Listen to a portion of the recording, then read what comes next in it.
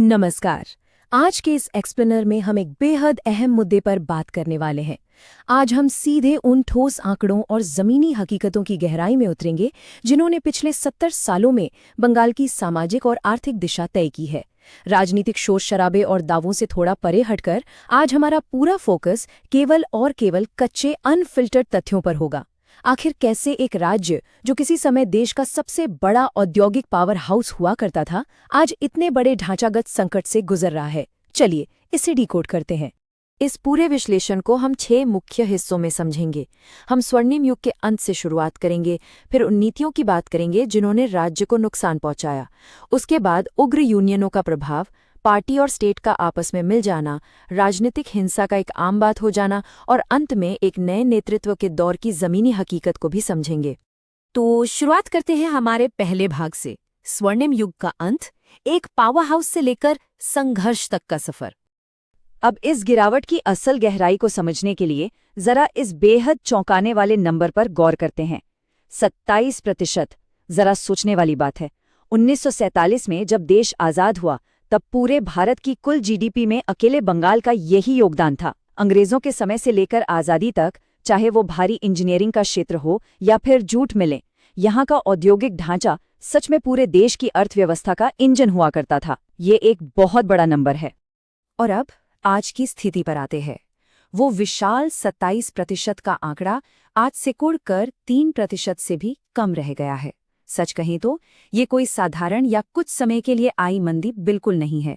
ये एक क्रूर और कड़वी वास्तविकता है जो दिखाती है कि कैसे एक विशाल अर्थव्यवस्था का पूरी तरह से व्यवस्थित पतन हो गया। तो सवाल ये उठता है कि आखिर ये सब शुरू कहाँ से हुआ? यहीं से हम आते हैं दूसरे भाग पर, नुकसानदेह नीतियां जिन्होंने ढांचे पर सीधा प्रहार किया। देखिए, ये पतन अचानक घटी किसी एक घटना का नतीजा नहीं था। इसकी शुरुआत उन नीतिगत फैसलों से हुई जिन्होंने उद्योगों की कमर ही तोड़ दी। अगर इस पूरे घटनाक्रम को देखें, सबसे पहले 1947 के विभाजन ने जूट के खेतों को उनकी मिलों से बिल्कुल अलग कर दिया। फिर 1952 में फ्रेट इक्वलाइजेशन नाम की नीति आई। इसने खनिजों की कीमत पूरे देश में एक समान कर दी, जिससे बंगाल का जो प्राकृतिक भौगोलिक लाभ था वो पूरी तरह छिन गया। और फिर 1965 आते आते रेलवे के बजट में हुई भारी कटौती ने हावड़ा के आसपास पनप रहे पूरे भारी इंजीनियरिंग सेक्टर को लगभग रातों रात बर्बाद करके रख दिया। अब बढ़ते हैं तीसरे भाग की तरफ, उग्र यूनियनें और डी इंडस्ट्रियलाइजेशन, यानी एक बहुत बड़ा वैचारिक बदलाव। 60 के दशक के आखिर में एक ऐसा वैचारिक बदलाव आया जहां उद्योगों को ही मजदूरों का दुश्मन मान लिया गया, और यहीं से घेराव जैसी उग्र रणनीति का जन्म हुआ।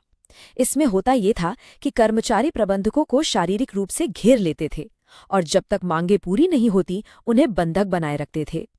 जमीनी स्तर पर इस तरह के हिंसक और आक्रामक माहौल ने निवेशकों और प्रबंधकों के बीच एक गहरा खौफ पैदा कर दिया। काम करना लगभग नामुमकिन सा हो गया था। आंकड़ों की कड़वी सच्चाई कुछ और ही कहानी बयां करती है।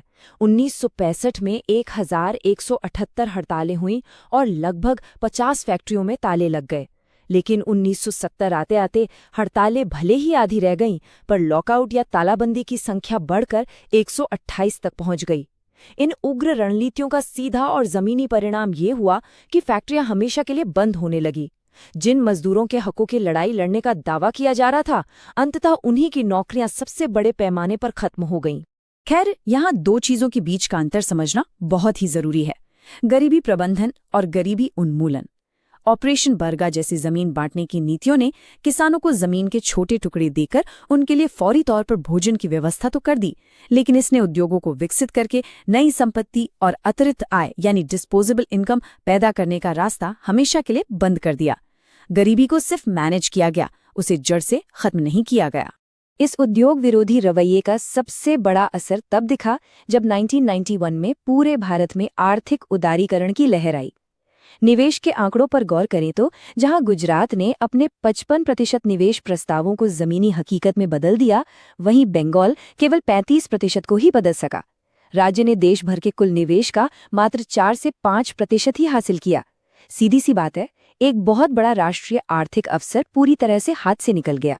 हमारा चौथा भाग है पार्टी स्टेट की हकीकत, शासन और सत्ता के बीच मिटती हुई लकीरें। 34 साल, ये एक बहुत लंबा समय होता है। इस लंबे शासन के दौरान राज्य सरकार और सत्ताधारी राजनीतिक पार्टी के बीच का फिर्क पूरी तरह खत्म हो गया। जमीनी स्तर पर काम करने का तरीका कुछ ऐसा हो गया था। स्थानीय पार्टी कैडर ही प्रशासन बन गया। मोहल्ले के क्लब्स और कैडर जमीन के मामलों से लेकर घरेलू विवादों तक हर चीज सुलझाने लगे और इसके बदले में स्थानीय व्यवसायों से कट मनी वसूली जाने लगी। ये एक तरह का समानांतर प्रशासन था, जहां असली प्रशासन नहीं बल्कि पार्टी के प्रति वफादारी ही सबसे बड़ी करेंसी बन चुकी थी। इस पूरे वैचारिक जाल को एक बहुत ही मशहूर कोट बड़ी सटीकता से बयां करता है।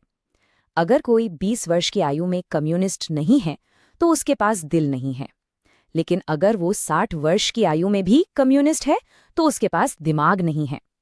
ये साफ तौर पे दर्शाता है कि कैसे एक आदर्शवादी मजदूर संघर्ष को आर्थिक विकास और हकीकत की व्यावहारिक जरूरतों से कहीं ज्यादा अहमियत दी गई।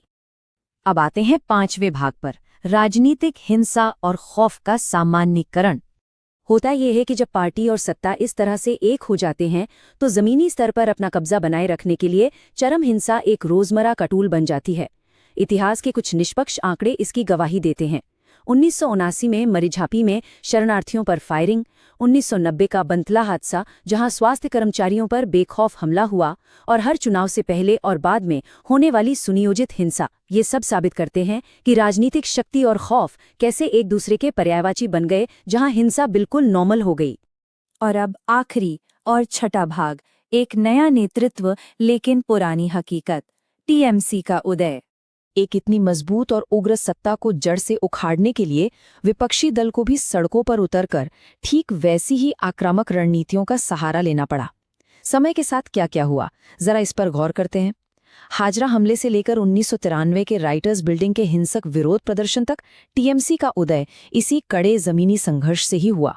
ये विरोध 2006 में सिंगूर और नंदीग्राम के भूमि अधिग्रहण विरोधी आंदोलनों में अपने चरम पर पहुंच गया, जिसने अंततः 2011 में वामपंथी शासन का पूरी तरह से अंत कर दिया। लेकिन पता है, यहीं इतिहास की एक बहुत बड़ी विडंबना देखने को मिलती है। 2006 में जब तत्कालीन सत्ताधारी पार्टी ने आखिरकार ये मान लिया कि औद्योगिकरण के बिना कोई भविष्य नहीं है और कारखानों को वापस लाने की कोशिश की, तब विपक्ष ने उसी पुराने उद्योग विरोधी रवैये को अपना सबसे बड़ा हथियार बनाया और सत्ता पलट दी। नतीजा क्या हुआ? राज्य उसी उद्योग विरोधी चक्र में हमेशा के लिए फंसा रह गया। तो इस एक्सप्लेनर के बिल्कुल आखिर में एक बहुत ही गहरा सवाल सोचने के लिए छोड़ जाते हैं। क्या कोई राज्य अपने इतिहास के उस साए से कभी बाहर निकल सकता है जब वहां का राजनीतिक वजूद समृद्धि लाने के बजाय सिर्फ गरीबी को मैनेज करने पर टिका हो?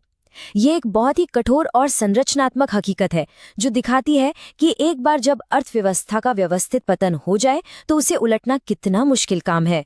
हमारे इस विश्लेषण का हिस्सा बनने के लिए बहुत बहुत धन्यवाद।